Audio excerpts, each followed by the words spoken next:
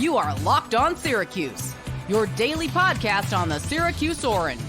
Part of the Locked On Podcast Network, your team every day. Big time win once again for Syracuse football. They handled their business. They were a favorite going into the game against NC State, and they found a way to get it done 24-17. And here was my first big takeaway from the game. Kyle McCord likes to target four main players on offense. Yes, this team will spread the ball around, and more than four players will get involved, but there are four main guys on this offense that each and every single week you can bank on. All right?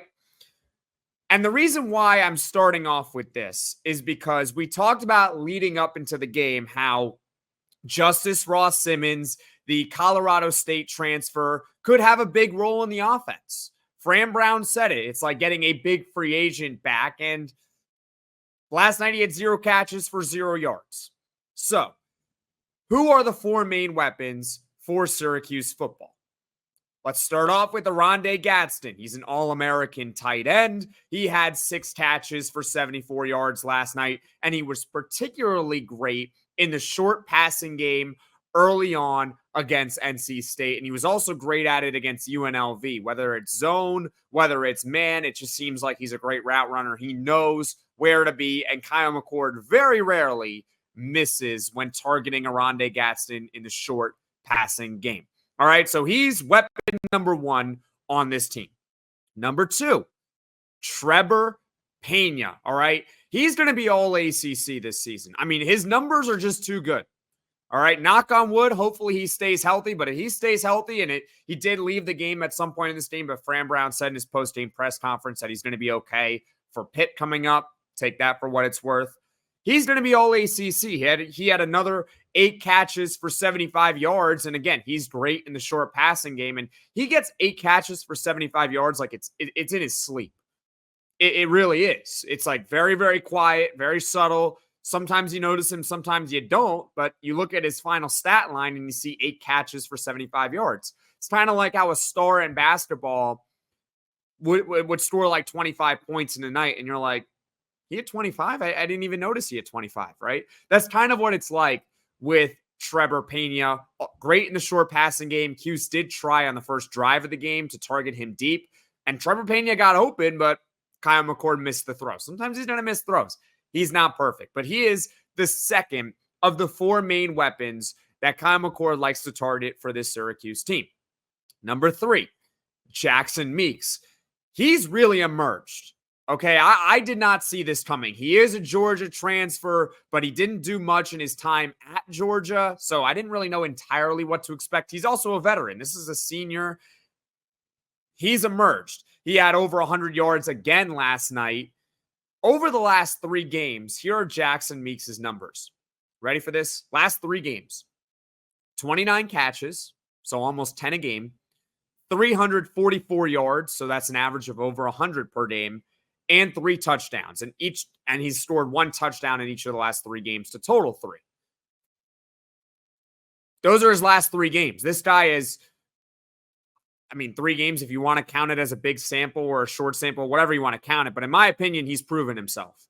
Okay, this is the quote-unquote wide receiver 1 on the team. And by saying wide receiver 1, I mean he is the number 1 outside wide receiver on Syracuse football. He has proven it. He has earned that title. He really took over for Zede Haynes, who is still out with personal reasons. I hope everything is okay, but Jackson Meeks has stepped right into that role and really emerged for this team, and that's a really good thing for Syracuse. So he is the 3rd one. And the 4th one, okay, the 4th one that Kyle McCord likes to target is LeQuint Allen. He was all ACC, 2nd team last season. Obviously, we know he's a running back, right? But I'm talking about him as a receiver in this instance. Last night, he had one of his more quiet games in the receiving game, only 2 catches for 28 yards. But he's got 31 catches in 6 games. We're halfway through the year. That means he's on pace to catch over 60 balls this season. Last year, for context, a great receiving back had 38 catches in 13 games. Just for some context. He is 7 short of what he did last year, and I think we can all agree he was a great threat last season. Those are the 4 main guys, all right? And then you got 2 more. So really it's 4 plus 2, because I don't want to leave out these 2 players.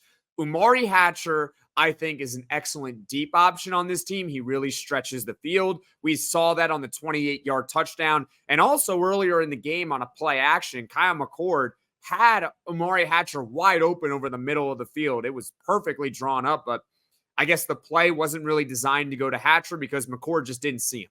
But he was wide open at one point during this game down the middle of the field and had the 28-yard touchdown last night on that 1-and-1 perfect back shoulder throw by Kyle McCord. The broadcast actually said that Kyle McCord underthrew him. I don't think he underthrew him. I think it was a perfect back shoulder ball because Kyle McCord is very good at throwing that exact pass. And number 2 is Daryl Gill, who can just make plays when needed. We saw that in the Stanford game. We've seen it over this season. He can get open when you need him to get open.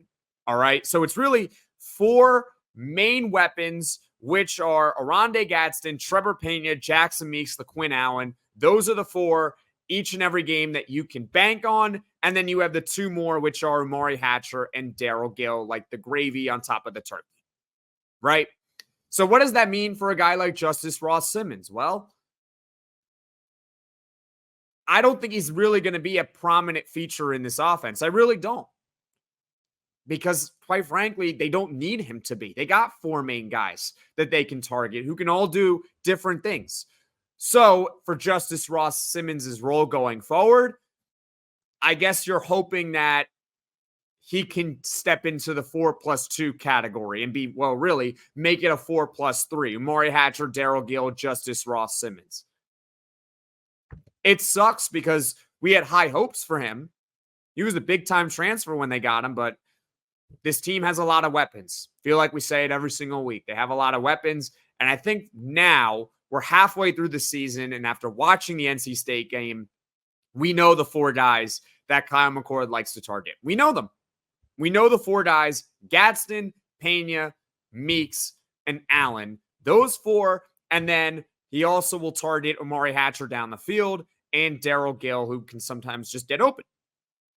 Those are the main guys on offense for Syracuse football in the passing game. Once again, talking about the passing game for Syracuse football. So that was my number 1 takeaway from the game. Leave a comment below in the comment section, your main takeaways of this game. Do you agree with me that this team has 4 main weapons, or do you think it extends beyond that? And what do you think Justice Ross Simmons' role is going forward for this team? Because once again, Fran Brown said he's going to play maybe a prominent role against NC State, and he did not.